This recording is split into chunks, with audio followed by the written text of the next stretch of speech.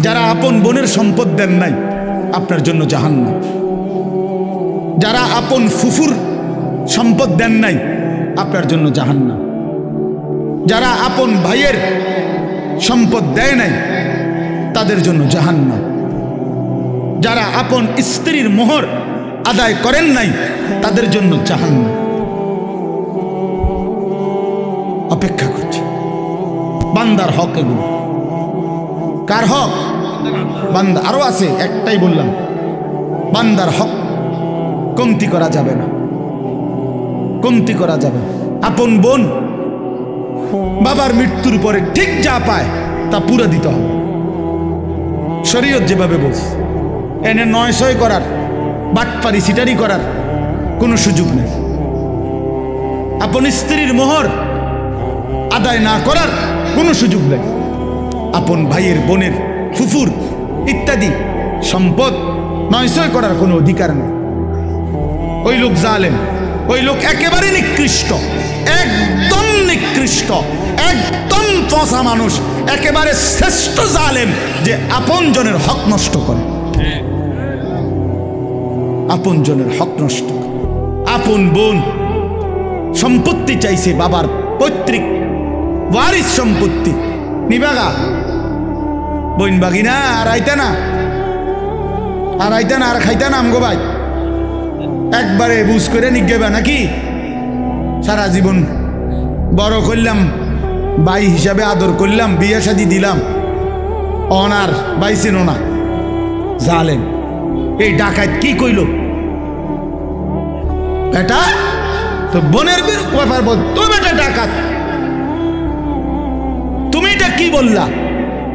এটা সে বুঝাইতে চাইল যে এই গ্রামের যেই কোনো মানুষ আমার বাড়িতে ভাত খাইতে হইলে খাইতে পারবে এমনি, কিন্তু আপন বোন আর বাগিনা তারা যদি আমার বাড়ির দুগা ভাত খাইতে হয় জমি দিয়া খাইতে হইবে। কথা বোঝেন নাই? জমি নিতে না তোমরা, তোমরা না আইবা পরে ভাত খাইবা। কত বড় নিকৃষ্ট জালেম বেটা! তোর গ্রামের কত মানুষ তোর ঘরে খায়, কই তারা তোরে জমি দিয়া খাইছে, তো তুমি আপন বোনের বেলায় এটা কইলা কেন? আপন বোনের বেলায় এটা বললা কেন? আপন বোনের হক দিলা না কেন? কার জন্য আটকাইলা? ওই ছেলে মেয়ের জন্য? ওরা তোমারে মনে রাখবে? এই সম্পত্তি তোমার থাকবে তো কি বাবা, কি ফায়দা হইল বলেন? বলেন, এক বিগত জায়গা ছেড়ে দিলে আপন ভাইয়ের বাড়ির রাস্তাটা হয়ে যায় না? দিত না? এই গাছ কান কাটতে লাইলে এনদের রাস্তাটা আইসা পড়ে না? দিত না? কেন? অসুবিধা কি? মনে করেন আমনে রে, সে তো আমার ভাই, আল্লাহর জন্য দুনিয়া একটু ছেড়ে দিলে কি হয়? দুনিয়া এমনি ছাড়তে হবে না? কথা বলেন না কেন? আপনিও থাকবেন না, দুনিয়াও থাকবে না। এটা সত্য কিনা বলেন? একদিন আমিও থাকবো না, একদিন এই পৃথিবীও থাকবে না। কাল্লা ইদা দুক্কাতিল আরদু দাক্কান দাক্কা। আল্লাহ বলে, সাবধান বান্দা, মনে রেখো আমি কিন্তু এই জমিন পাথরের মতো চূর্ণ বিচূর্ণ করে ফেলব, পাউডার বানায় ফেলব। তো কেন তুমি এই কামরা কামড়িটা করলা? কেন হক দিলা না?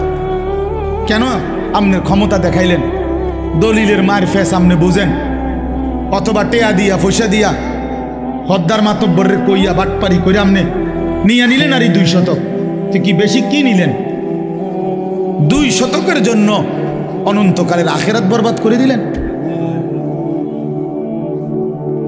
5 শতক জমির লেগা 10 দুনিয়া বরাবর জান্নাত ত্যাগ করে দিলেন। আস্তাগফিরুল্লাহ! কি করলেন? কি করলেন? এই জন্য বাবা, কোনোভাবেই আপনজনের হক, এটা বান্দার হক। বান্দা এক বাপ মারা যাওয়ার পরে বাপের কিনা যদি 1 কেজি লবণ নুন থাকে ঘরে, আল্লাহর কসম ভাই বোন সবার উপরে শরীয়ত সম্মতভাবে এই নুন বন্টন করে দেওয়া ফরজ। এটাই শরীয়ত। নুন নুন, জি জি, লবণ।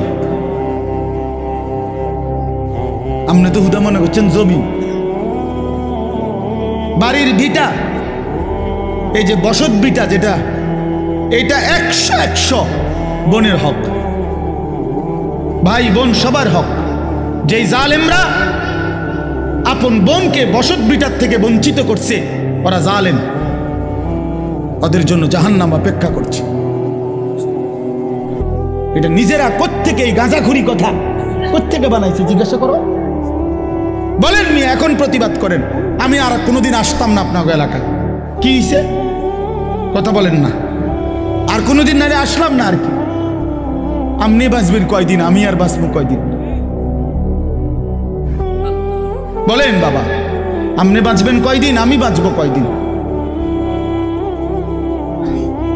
কে বানায় নিল এই কথা যে আপন বসত বিটায় বোনেরা পায় না?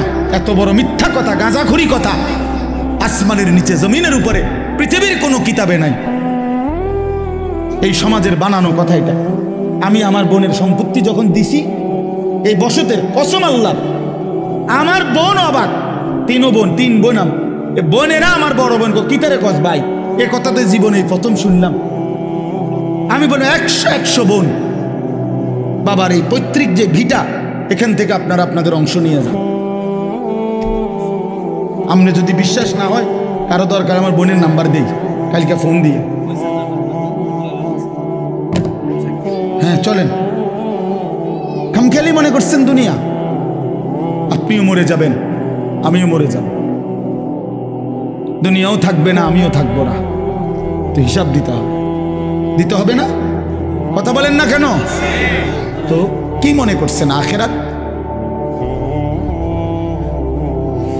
1.25 লক্ষ আম্বিয়া যে আখেরাতের হাসরের ময়দানের ভয়ে কানছে মিয়া, সেই মাঠের নাম হাসরের মাঠ।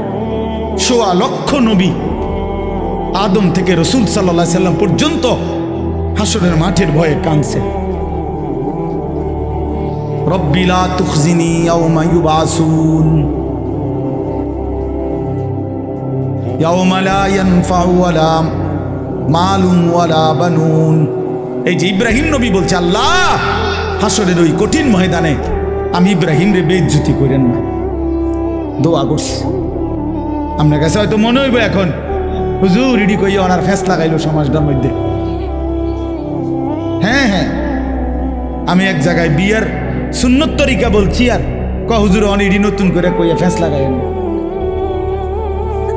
রাসূলুল্লাহ সাল্লাল্লাহু আলাইহি সাল্লামের সুন্নাত বিবাহ কিভাবে হবে এটা আমি বলাতে বললো যে এটা ফেস লাগাই না, কথা কইেন না, যে এমনি চলছে এমনি চলতে দেন।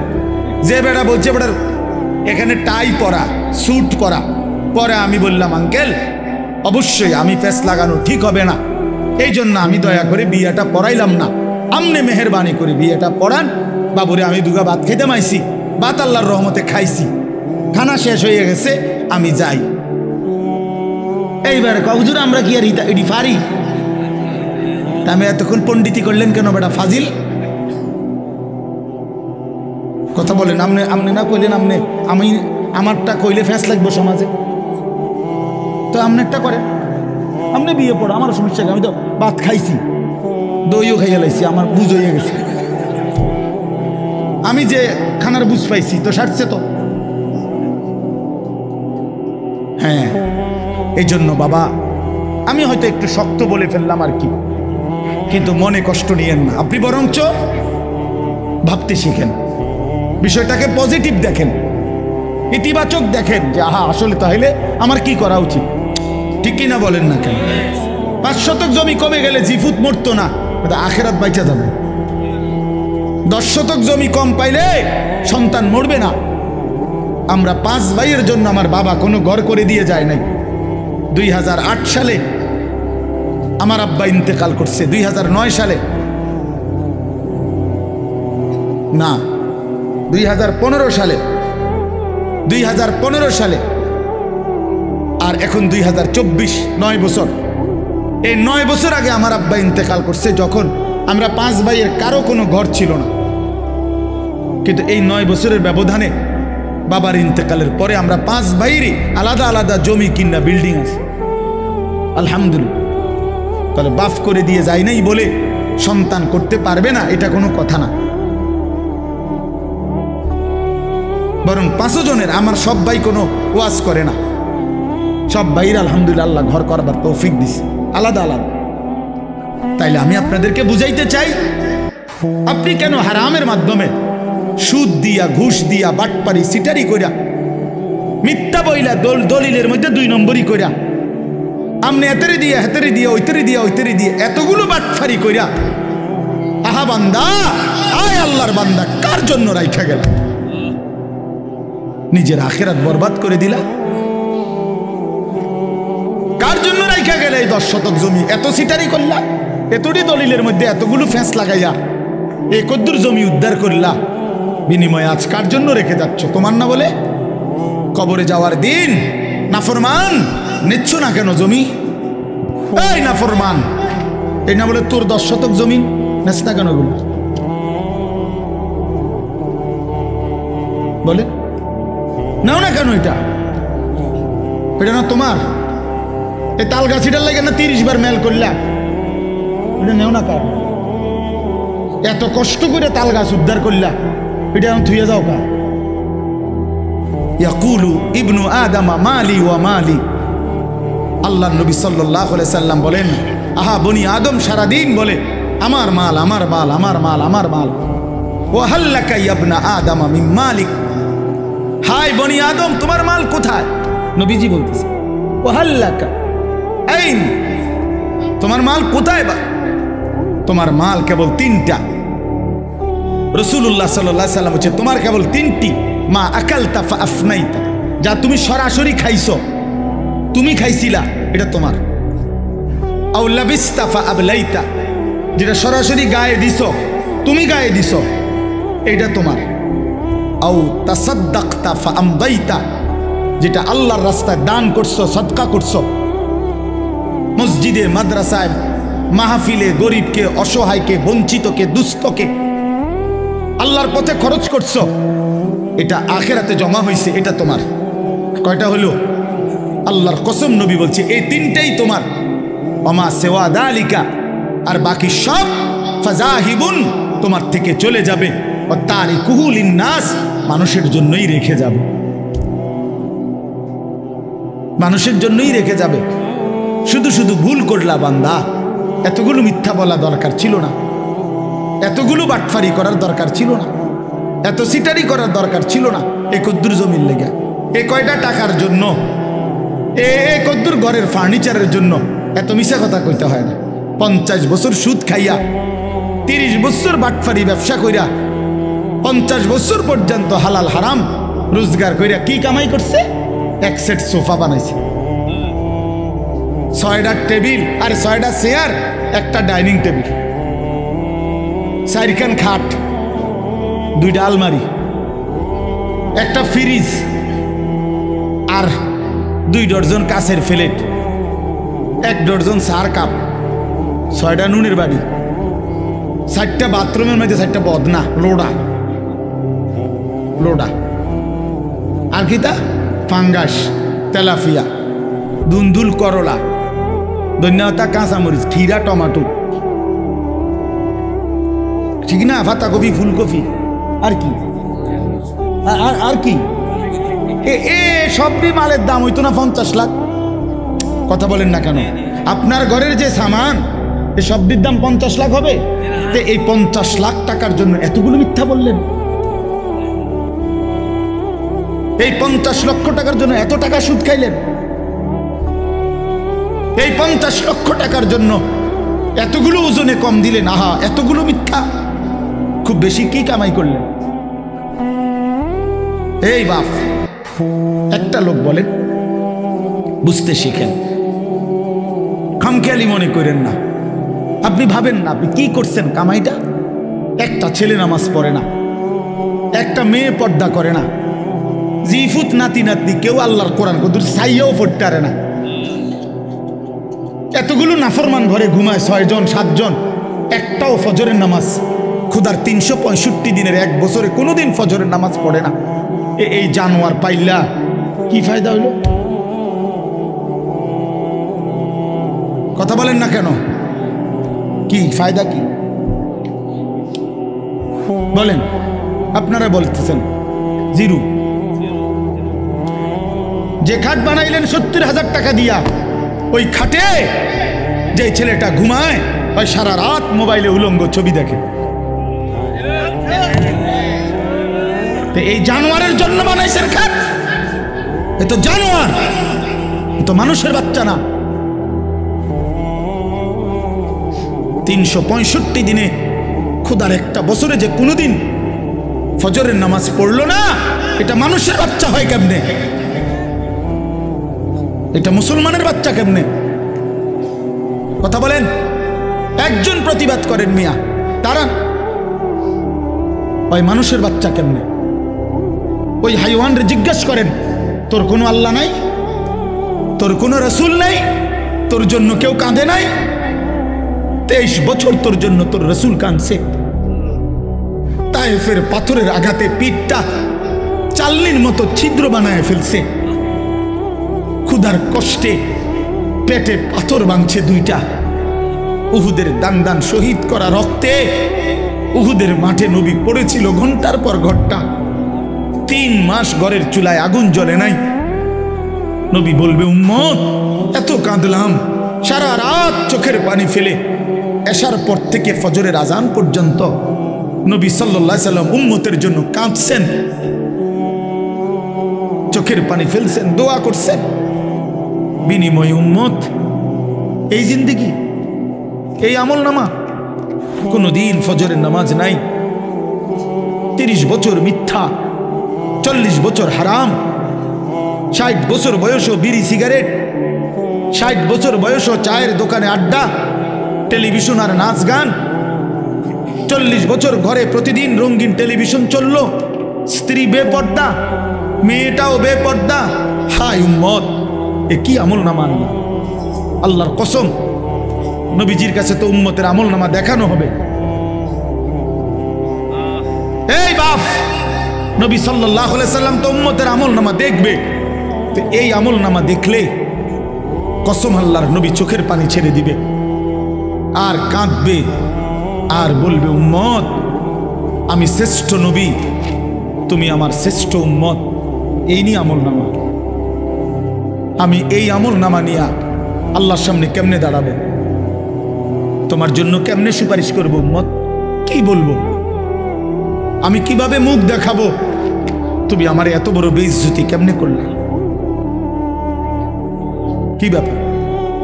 কোনো বাবা যদি কোনো ছেলেকে 6 বছর ঢাকা শহরে রাখা কোনো কলেজে পড়ায়, তারে মনে করেন 50 লাখ টাকা দিছে, এই পর্যন্ত বাবার সব বেচ্চা, 6 বছর পরে রেজাল্ট আসছে সে ফেল, তো ওই বাপ কি পরিমাণ কাঁদবে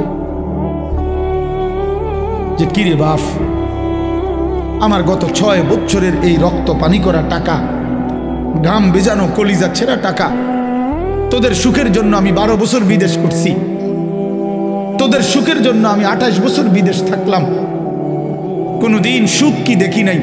12 ঘন্টা 14 ঘন্টা ডিউটি করে, এত কষ্ট করে বুকে বাইদা এক একটা টাকা রোজগার করে তোদেরকে দিছি, বিনিময়ে এই রেজাল্ট, বিনিময়ে এই ফলাফল।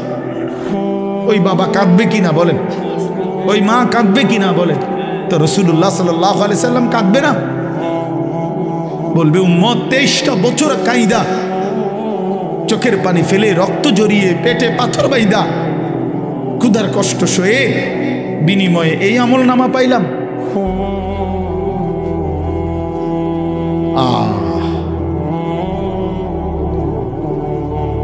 আপনি কি বলবেন? আপনি ভাবেন, আমি কি বলবো? আমি ভাবি। চলেন কথা শেষ, সবাই মিলেই ভাবেন, এটুকু ভাবেন, কি দাঁড়াবেন, কি বলবেন? নবী সাল্লাল্লাহু আলাইহি সাল্লাম বলবেন এটা, উম্মত আর কত কাঁদলে তোমার দিল নরম হইতো? আমি আর কত রক্ত ঝরাইলে তোমার মন নরম হইতো? তুমি আমারে বলো উম্মত, আপনি কি জবাব দিবেন বলিয়েন? এত বড় বয়সকালে কেমনে বিড়ি খান? এই দুর্গন্ধওয়ালা মুখ নিয়ে নবী সাল্লাল্লাহু আলাইহি সাল্লামের সামনে কেমনে দাঁড়াইবেন? প্রিয় নবী সাল্লাল্লাহু আলাইহি ওয়াসাল্লাম 1 সেকেন্ডের জন্য কোনোদিন দুর্গন্ধ পছন্দ করতেন না? বলেন না? নবী সাল্লাল্লাহু আলাইহি সাল্লাম যে রাস্তা দিয়ে হাঁটতেন, পরবর্তী কেউ আসলে বুঝতো এখান দিয়েই নবী গেছে, কারণ মেশকের ঘ্রাণ ভাসতে থাকতো। তার ঘাম মোবারক সাহাবীরা অপেক্ষা করত, ঘাম ঝরলে শিশিতে ভরবে, সেটাই পরবর্তীতে মেশক আম্বর হিসাবে ব্যবহার করবে। এই আপনারা শুনেন নাই কিনা আজকে প্রথম? কথা বলেন, এই তো অনেক পুরানো ওয়াজ, ঠিক কিনা বলেন? এই কথাগুলোর অর্থ কি? আল্লাহ নবী সাল্লাল্লাহু আলাইহি সাল্লাম বলছে, তিনটি জিনিস পৃথিবীতে আমার সবচেয়ে প্রিয়। 1 নাম্বার আতর, সুগন্ধি। 2 নাম্বার আমার বিবি, আমার স্ত্রীরা আমার প্রিয়। 3 নাম্বার নামাজ। তার 1 নম্বরে নবীর প্রিয় বস্তু ছিল দুনিয়াতে আতর, সুগন্ধি। তিনি দুর্গন্ধ পছন্দ করতেন না। বাবা, আপনি এই দুর্গন্ধওয়ালা বিড়ি মুখ লইয়া, প্রতিটা বিড়ি তো দুর্গন্ধ, প্রতিটা সিগারেটে তো দুর্গন্ধ, আপনি এটা নিয়ে রাসূলুল্লাহ সাল্লাল্লাহু আলাইহি সাল্লামের সামনে কেমনে দাঁড়াইবেন? বলে, নবী সাল্লাল্লাহু আলাইহি সাল্লাম তো কাঁচা পেঁয়াজ রসুনের দুর্গন্ধ সহ্য করতে পারতেন না, নিষেধ করছে। কাঁচা পেঁয়াজ রসুন খাইয়া আমাদের সামনে মসজিদে মানুষের মজমাতে আইসো না, বলেন নাই নবী? তো তাহলে বিড়ি সিগারেটের গন্ধ কি হবে? একদিন জীবনে জুমার নামাজের দিন মসজিদে নববীতে আল্লাহ নবী সাল্লাল্লাহু আলাইহি সাল্লাম কোন সাহাবীর ঘামের গন্ধ নাকে লাগছে, কোন একজনের।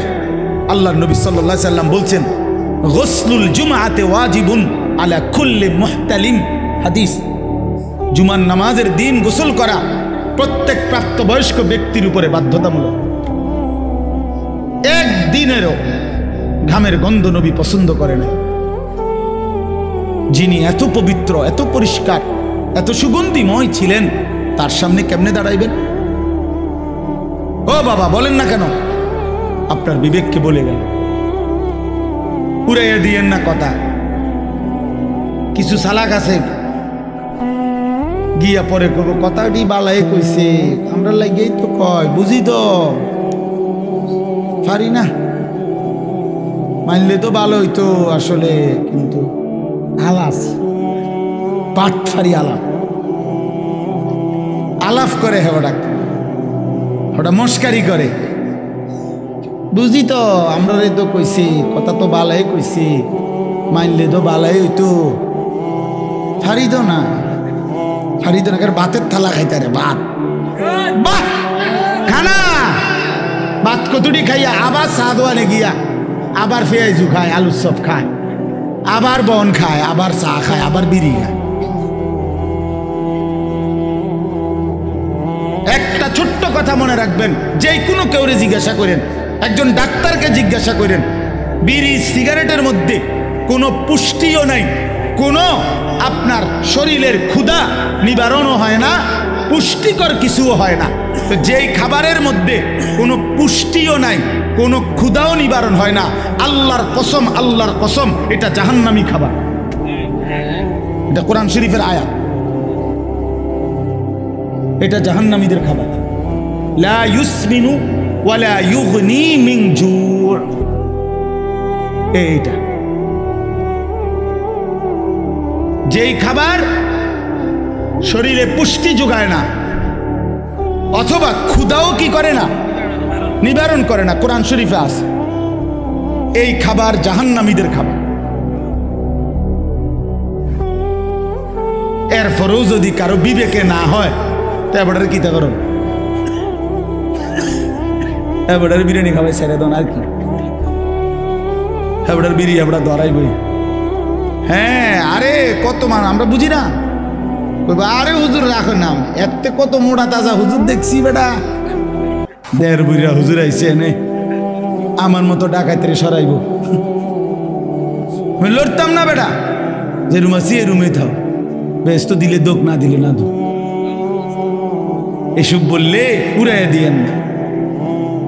আখেরাত আসলেই কঠিন, আখেরাত আসলেই কি কঠিন। আল্লাহ আমাদেরকে বুঝ দান করেন। এবার তর্জমা শুনেন শুধু। আল্লাহর হুকুম মানলে, আল্লাহর অনুগত থাকলে, কোরআন সুন্নাহ মতো চললে, আল্লাহ তাআলা কোরআনের ভাষায় এই সূরায় বলছেন ওই মানুষদেরকে বলে আবরার, নেককার। এই সূরার মধ্যে আল্লাহ মানুষকে দুইটা ভাগ করছে। নেককার যারা সৎকর্মপরায়ণ তাদেরকে আল্লাহ বলছে আবরার, আর যারা পাপী নাফরমান আল্লাহ তাদেরকে বলছে ফুজ্জার। তো এখানে আমি যেই 5টা আয়াত পড়ছি এই 5টি আয়াতে আল্লাহ তাআলা আবরার যারা নেককার তাদের পুরস্কার ঘোষণা করছে। ইন্নাল আবরারা লাফি নাঈম, আল্লাহ বলেন আমার নেককার বান্দা যারা হবে তারা নেয়ামতে নেয়ামতে ভরা চির সুখের জান্নাতেই বসবাস করবে। আচ্ছা, জান্নাতের নিয়ামত কি পরিমাণ? তো আল্লাহ কোরআনে বলছে ইদা রাআইতা সাম্মা রাআইতা নাঈমান ওয়া মুলকান কাবীরা। এটা বলতেই মজা লাগে আমার। ইদা রাআইতা সাম্মা রাআইতা নাঈমান ওয়া মুলকান কাবীরা। আল্লাহ বলছে অর্থ হলো এই, আমার বান্দা জান্নাতে ঢুকবে, জান্নাতের নিয়ামত দেখবে, আবার দেখবে, আবার দেখবে, আবার দেখবে, ঘুরে ঘুরে দেখবে, চোখ ফিরায়া ফিরায়া দেখবে, দেখবে শুধুই নিয়ামত, নিয়ামতে নিয়ামতে এক বিশাল রাজত্ব আল্লাহ তারে দান করছে। আল্লাহ বলবে বান্দা তুই দেখবি কতক্ষণ, আমি দেখাবো কতক্ষণ, চল বান্দা। তুই আমার লোক পারবি কেমনে বান্দা? তুই আমার লোকে কেমনে পারবা বান্দা? লাহুম মা ইয়াশাউনা ফিহা ওয়া লাদাইনা মাজিদ। বান্দা যা চাইবে জান্নাত তা তো মিলবেই। আল্লাহ বলেন এর অতিরিক্ত আমার কাছে আছে আরো অগণিত। সুবহানাল্লাহ। ইন্নাল আবরারা লাফি নাঈম, নিয়ামতে নিয়ামতে ভরা জান্নাতেই থাকবে। আলাল আরাইকি ইয়ানজুরুন, এরপরে দ্বিতীয় আয়াত আলাল আরাইকি ইয়ানজুরুন। আল্লাহ বলেন আমার নেককার বান্দা জান্নাতের সিংহাসনে বসে দেখতে থাকবে। কি করতে থাকবে? আবার বলেন কোথায় বসে কি দেখবে? 3 জিনিস। আর আমি কই তাফসীরে কুরতুবীতে আছে 3 জিনিস দেখতে থাকবে জান্নাতের সিংহাসনে বসে। 1 নাম্বার, আল্লাহ তাআলা তাকে যেই বিশাল রাজত্বের নিয়ামতে ভরা জান্নাত দিছে পুরাটা এক নজরে দেখবে।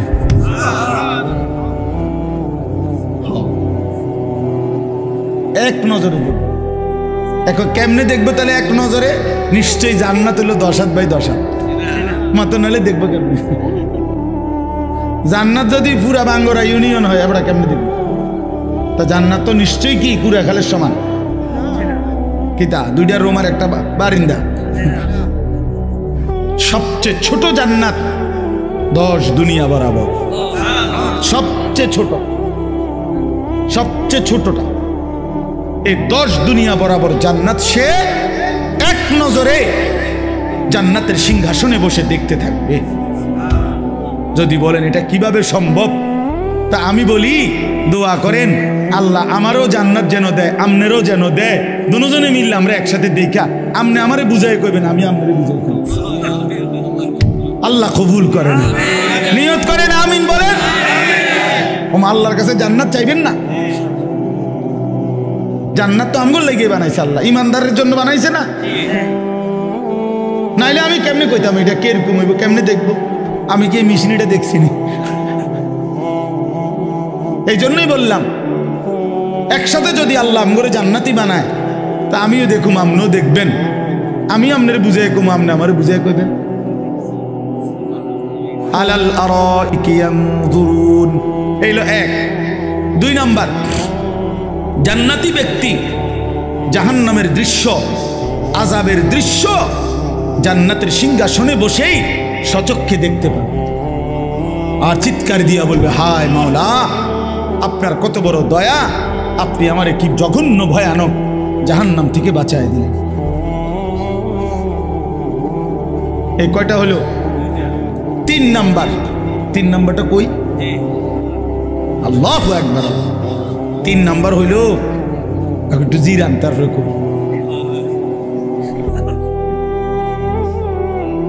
আল্লাহ। 3 নাম্বারটা হইল জান্নাতি বান্দা জান্নাতের সিংহাসনে বসে মহান আল্লাহ পাক রব্বুল আলামিনকে দেখতে থাকবে। প্রথমবার যখন দেখবে ৭০,০০০ বছর একটানা মালিকের দিকে তাকাইয়েই থাকবে। এটা কি মজাদার বিষয়। এর লাগে হচ্ছে একটু জিরা, মানে একটু মজা করে কই। ইলা রাব্বিহা নাদিরাহ, সরাসরি রব্বুল আলামিনকে বান্দা দেখবে।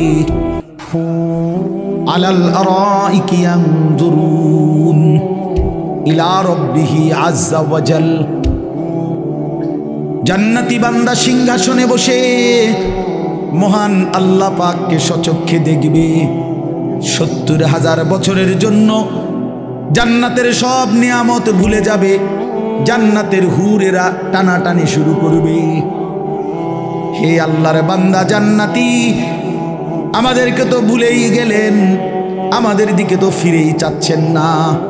জান্নাতি বলবে, হুরেরা, মহান আল্লাহ পাকের দিদারের সামনে পুরা জান্নাত আমার কাছে কোনো কিছুই মনে হয় না।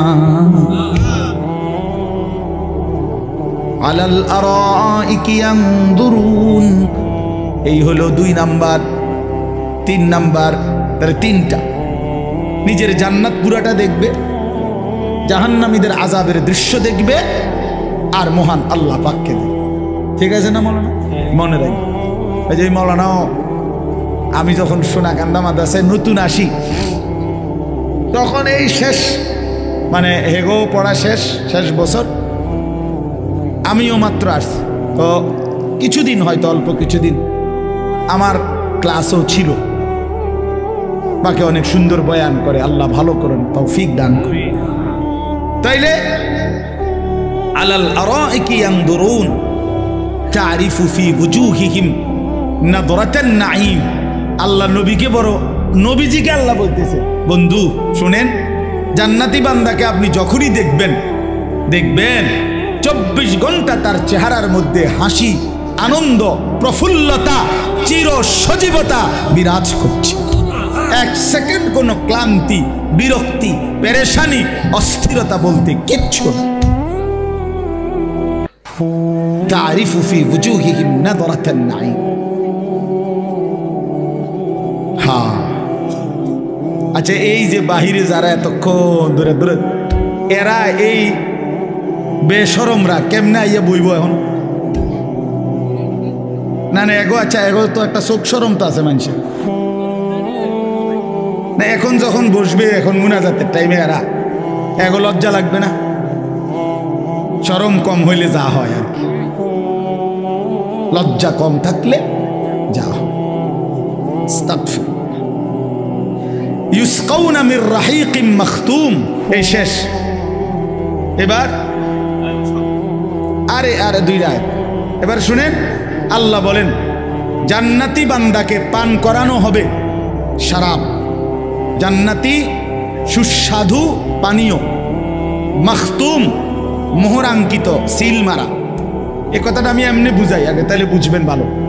মনে করেন এই যে এটা একটা বোতল পানি, এখন এটা একদম ইনটেক বোতল, বাকি পানি যেহেতু আমার, তো আমরা 3 জনে মিল্লা খাইলাম, আমি, হানিফ ভাই, সেলিম ভাই, কদ্দুর করে আমরা শেষ করলাম। তাহলে 1 বোতল দিয়ে কয়জনে খাইলাম? আল্লাহ তাআলা বলতেছে, আমার বান্দা জান্নাতের মধ্যে পানীয় যেটা পান করবে শরাব, সেটা প্রতিটাই থাকবে ইনটেক, মোহরাঙ্কিত, সিল মারা। একটা 3 জনে খাইবে না, একটা 2 জনে খাবে না, প্রতি বোতল নতুন নতুন।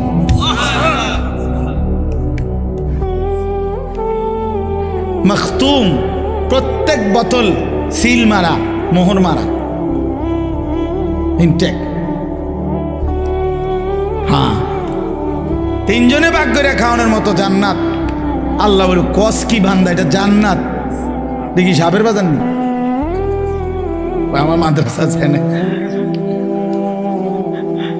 এটা জান্নাত বান্দা।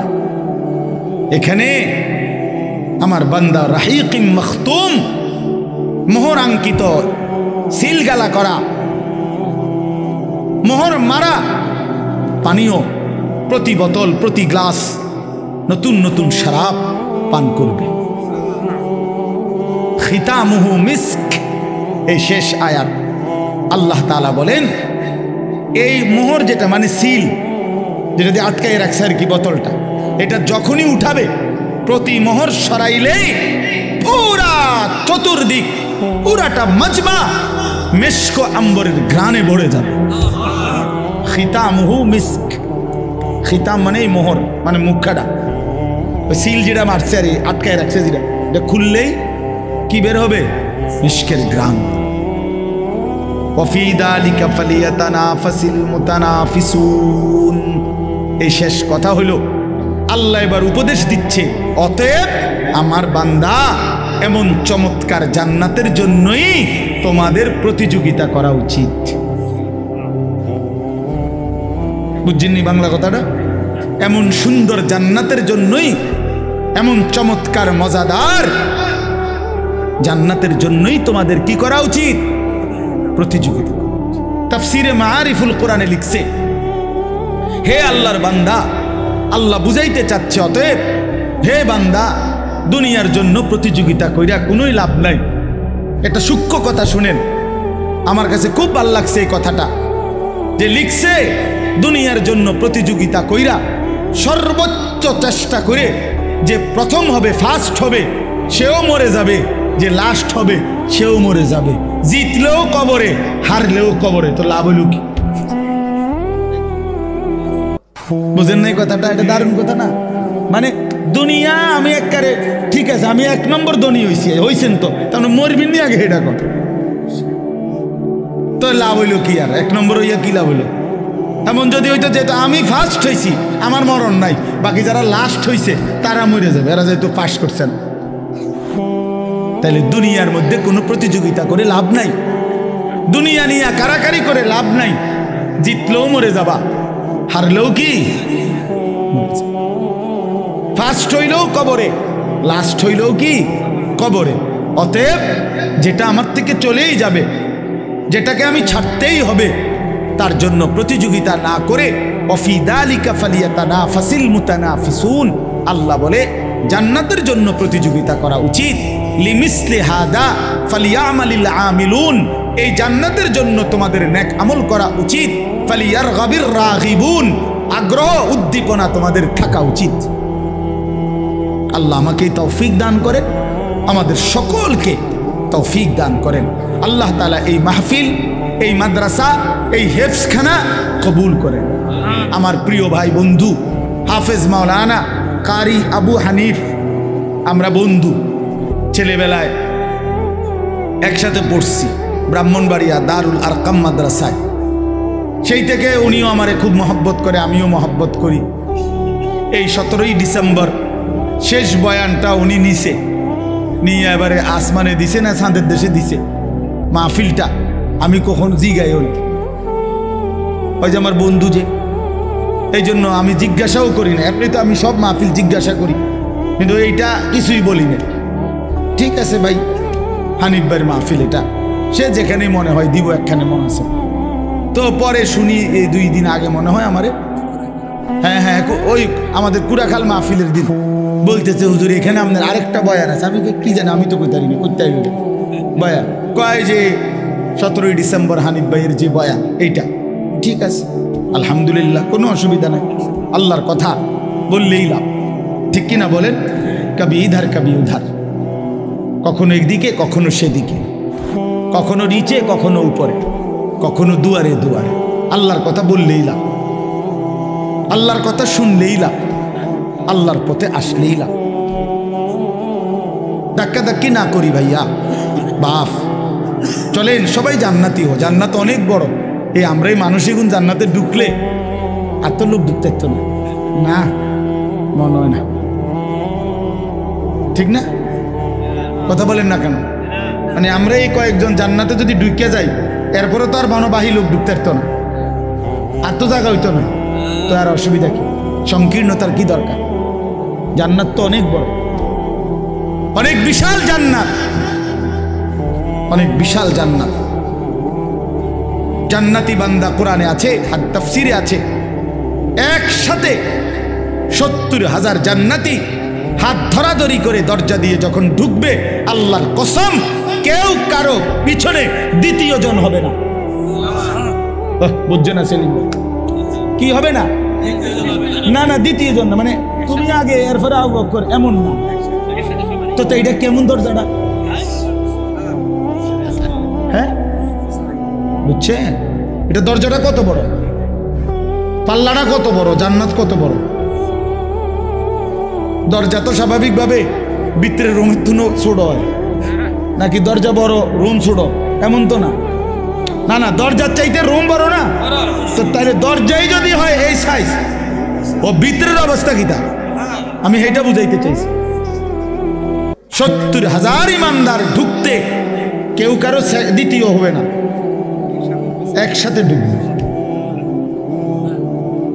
আল্লাহ আমাকেও তৌফিক দান করেন, আমাদের সকলকে তৌফিক দান করেন। আপনারা দ্বীনকে ভালোবাসেন, আল্লাহকে ভালোবাসেন, প্রিয় নবী সাল্লাল্লাহু আলাইহি সাল্লামের সুন্নাতকে, দ্বীনকে ভালোবাসেন। চলেন সবাই মিলে সুন্নাত তালাশ করেন, আল্লাহকে তালাশ করেন, কোরআন তিলাওয়াত করেন, জিকির করেন, নবী সাল্লাল্লাহু আলাইহি সাল্লামের এক এক সুন্নাত ধরে তালাশ করে আমল করেন। যে যেখানে থাইকা পারেন, যে যেই পীরের কাছে, যে যেই আল্লাহওয়ালার কাছে, যে যেই হক্কানি আলেমের কাছে থাকেন, কোনো আপত্তি নাই। কিন্তু শুধু অনুরোধ একটাই হলো, আল্লাহর কোরআন পড়েন, রাসূলুল্লাহ সাল্লাল্লাহু আলাইহি সাল্লামের সুন্নাত খুঁজে খুঁজে তালাশ করে করে আমল করে একসাথে চলেন, জান্নাতি হওয়ার চেষ্টা করুন। রাসূলুল্লাহ সাল্লাল্লাহু আলাইহি সাল্লামের সুন্নাতের অনুসরণ করেন, আল্লাহর কোরআন তিলাওয়াত করেন, হালাল রোজগার করেন, হারাম থেকে বাঁচেন, বউ বাচ্চা পরিবারকে দিন শিখান, নামাজ পড়ান, ছোট বাচ্চাকে বঞ্চিত করেন না, ছেলেকে মেয়েকে আল্লাহর কোরআন থেকে বঞ্চিত করেন না। এই পৃথিবী গোটাটাও যদি আপনি সন্তানকে দেন আর আল্লাহর কোরআন থেকে বঞ্চিত করলেন, আল্লাহর কসম আপনি তারে কিছুই দেন নাই। আর কোরআন দিয়েছেন তাকে, তার কলিজায়, গোটা পৃথিবীও যদি সে না পায়, সে কিছুই হারায় নাই, সে সব পাইছে। জুতু মেরা তো সব মেরা, যখন আল্লাহ আমার, সবই আমার। অতএব আজকের এই সুন্দর মাহফিল মজমা আল্লাহ তাআলা কবুল করে নেন। আপনাদের কাছে আমার বিনীত অনুরোধ, এক্ষুনি আমি দোয়া করব, দোয়ার আগে মেহেরবানি করে মাদ্রাসার জন্য প্রত্যেকে আপনাদের সাধ্য মতো এই 2-4 মিনিট মাদ্রাসার জন্য একটু সহযোগিতা করেন, ভালো হবে। অংশগ্রহণ করিলে বরকত হবে, ঠকবেন না। আমি বললাম ঠকবেন না। যদি কেউ পরে দিবেন বলেন তো লিখে রাখো, আর নগদ দিলে দেন, এক্ষুনি দেন, আমার হাতে দিলে দেন, নাই তো কোনো একজন ভাই উঠেন, ওইটা আপনি তুলে নেন। কিন্তু সবাই মিলে মাদ্রাসাকে, তালেবে এলেম, এতিমখানা, বাচ্চাদের জন্য দিন শিখবে, দিন শিখতেছে, আপনারা মেহেরবানি করে দান করেন। আল্লাহ আপনাদেরকে তৌফিক দান করেন, আল্লাহ আপনাদেরকে কবুল করে নেন। জি ইনশাআল্লাহ। কি নাম চাচা? হাজি মোহাম্মদ আবুল বাশার চাচা যান, আমার হাতে প্রথম দিলেন 500 টাকা। কি নাম? আবু হানিফ চাচা যান 500 টাকা। হ্যাঁ, কি হইছে? কি নাম? আচ্ছা, ফিলারের দাম। বদিউল আলম ভাই আজকের প্রধান মেহমান, একটা পিলারের দাম দিবে। মাশাআল্লাহ। কি নাম? শফিকুল ইসলাম চাচা 500 টাকা। জাকির সরকার কত? 500 টাকা। জাকির ভাইয়ের স্ত্রী খুব অসুস্থ, দোয়া চেয়েছেন, আল্লাহ তাআলা শিফায়ে কামেল আজেলা দেন। আপনার নাম কি? মোবারক আমিন ভাই, ওনার ছেলে আমার মাদ্রাসায় পড়ে, 500 টাকা। হাজি আবুল হোসেন খান মাদ্রাসার, মাশাআল্লাহ, মাহফিলের আর মাদ্রাসার সভাপতি হাজি আবুল হোসেন খান ফ্যামিলির সবাইকে নিয়ে উমরায় যাবে 23 তারিখ। 2টা পিলারের দাম দিবে, সবার কাছে দোয়া চাইছে, আল্লাহ কবুল করে নেন। দাও টাকা দাও। আব্দুর রহমান, আল্লাহ আল্লাহ কবুল করে, আল্লাহ ভালো করে। মামুন ভাই একটা পিলারের দাম, মাশাআল্লাহ। এরপরে জাবেদ ভাই এক পিলারের দাম। কিসের পিলার? না বুঝছি তো, মাদ্রাসার। আচ্ছা আচ্ছা, মাশাআল্লাহ, হ্যাঁ, এরপরে এরপরে বলেন তো আল্লাহ রাসূল সাল্লাল্লাহু আলাইহি ওয়াসাল্লাম বলছে সে আল্লাহর রাস্তায় একটি ডিম দান করার সদকা করার সওয়াব পেল। তাহলে এই ডিমের কথা ডাইরেক্ট হাদিসে আছে যে ডিমও আল্লাহর রাস্তায় কি করে সদকা। আল্লাহ তাআলা তৌফিক দান করেন, আল্লাহ কবুল করেন। হানু ভুঁইয়া 2000 টাকা আল্লাহ কবুল করেন, আল্লাহ কবুল করেন।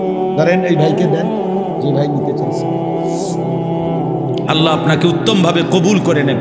এ তো আসলে মহব্বত করেই নিছে সুমন ভাই, মাশাআল্লাহ। আল্লাহ ভাইকে উত্তম ভাবে কবুল করে নেন। জি মাশা। আর কেউ?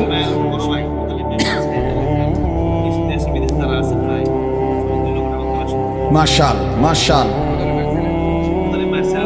এলাকার যে সমস্ত ছেলেরা দেশে কিংবা প্রবাসে আছে প্রায় 2.25 লক্ষ টাকা তারা দিছে।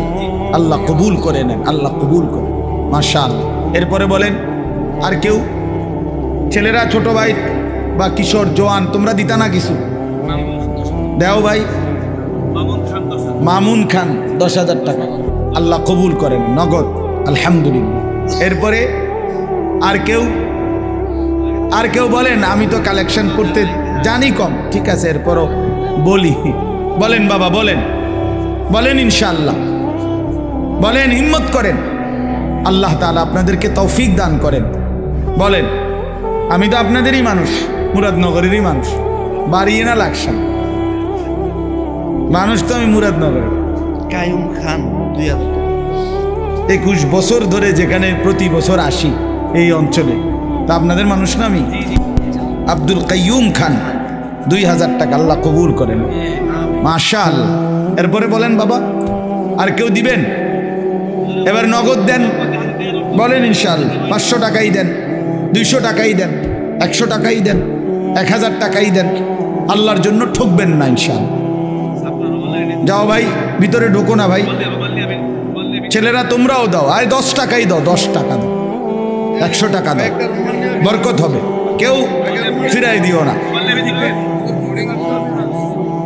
মাশাআল্লাহ। ভাইয়ের নাম কি?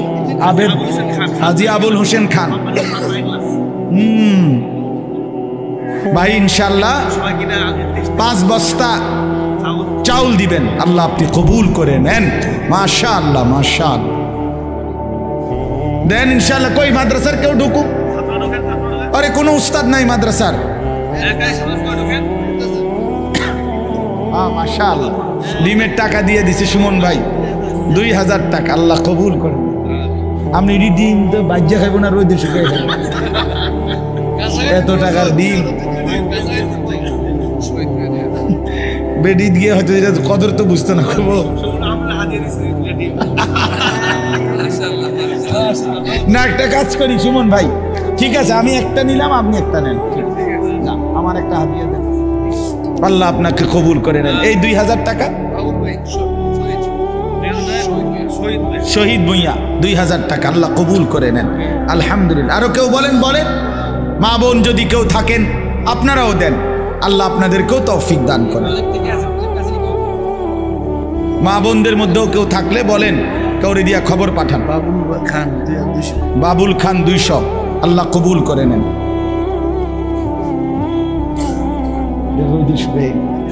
মাশাআল্লাহ মাশাআল্লাহ, আল্লাহ কবুল করেন।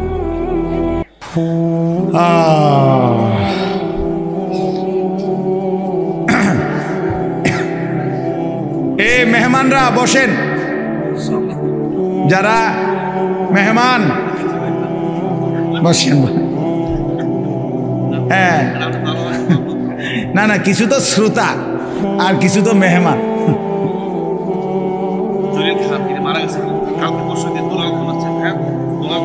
দুলাল খান 1000 টাকা আল্লাহ কবুল করেন।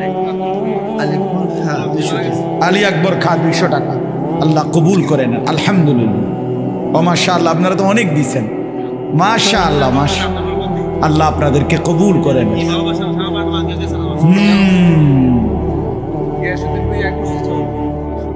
গিয়াসউদ্দিন ভুঁইয়া 1 বস্তা চাউল আল্লাহ কবুল করেন।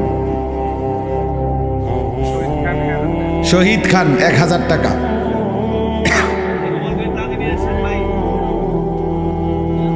তোমরা বসো না ভাইয়া, বসে দোয়া করো। এ বাবা বসো, বসে দোয়া করো। দোয়া বসে করলে ভালো আদব। বসো। মাশাআল্লাহ, মকবুল হোসেন খান 4 বস্তা সিমেন্ট, আল্লাহ কবুল করে নেন। আলহামদুলিল্লাহ, আলহামদুলিল্লাহ। আল্লাহুম্মা সাল্লি আলা মুহাম্মাদ।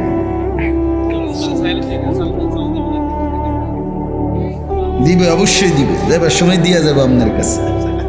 দোস্ত সব সময়ই দেয়। আব্দুর রহিম খান 1 বস্তা চাও, আল্লাহ কবুল করেন। আউযু বিল্লাহি মিনাশ শাইতানির রাজিম। আলহামদুলিল্লাহ।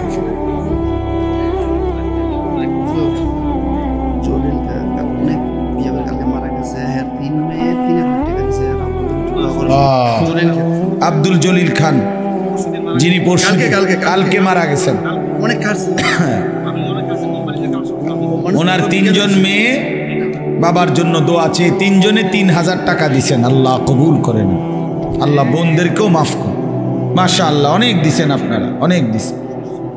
আল্লাহ আপনাদেরকে উত্তম ভাবে বিনিময় দান করুন। জি জি, করিম খা। ইয়া রব্বি লাকাল হামদু কামা ইয়ানবাগি লিজালালি ওয়াজহিক ওয়া আযীমি সুলতানিক।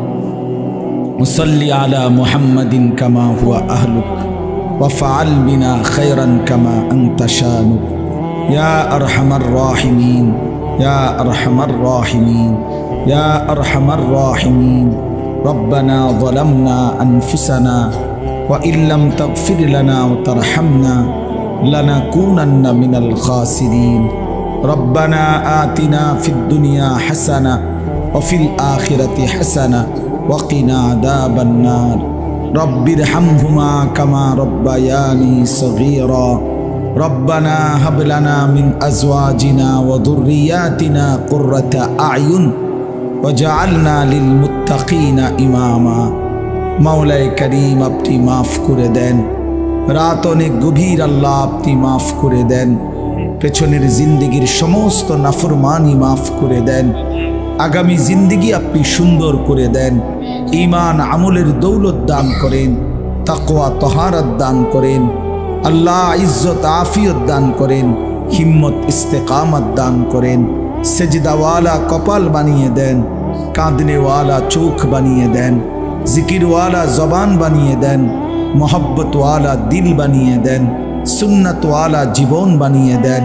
আল্লাহ আমাদের জিন্দেগি কাজে লাগাবার তৌফিক দান করেন, জীবনটা কাজে লাগাবার তৌফিক দান করেন। হায়াতের বাকিটুকু আপনার গোলামি আর বন্দিগি করার তৌফিক দান করেন। আল্লাহ আমাদের সমস্ত কবরবাসীদেরকে মাফ করে দেন। কিয়ামত পর্যন্ত কবরের আযাব মাফ করে দেন। কবরগুলোকে জান্নাতের টুকরা বানিয়ে দেন। আপনার নূরের রহমত দ্বারা ভরপুর করে দেন।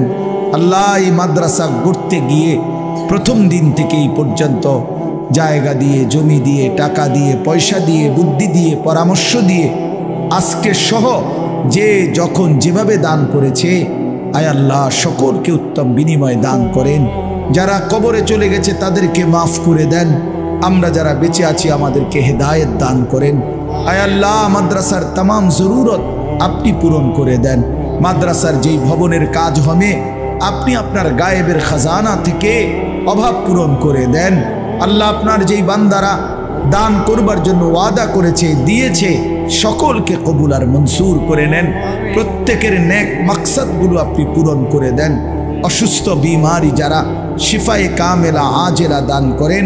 আল্লাহ যার যত নেক মাকসাদ আছে আপনি পূরণ করে দেন।